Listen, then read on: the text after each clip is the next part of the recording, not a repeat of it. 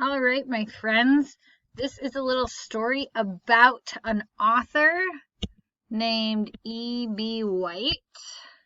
Perhaps you have heard of this author before, or maybe you've heard of some of the books, but you haven't heard of the author before, so this will be a good chance for you to learn.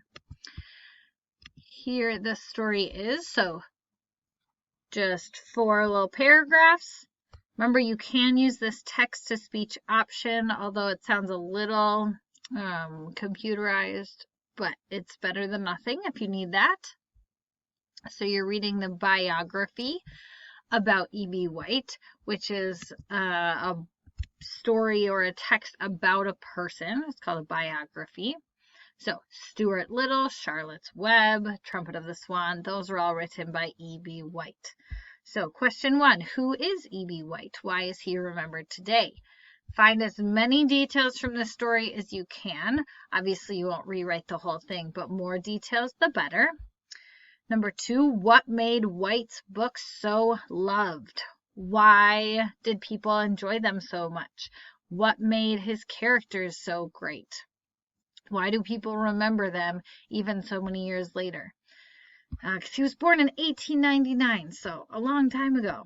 And then make sure you underline evidence to support your answer for what made his book so loved.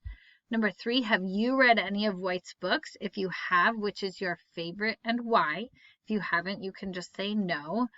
Maybe you've heard of, say, Charlotte's Web, so you could say no, but I want to read Charlotte's Web or Stuart Little or whatnot, if that applies. And then number 4 is just your opinion. What do you think makes a good writer of children's books? So think of some of your favorite books and what makes them good. What should writers do to write good books for children?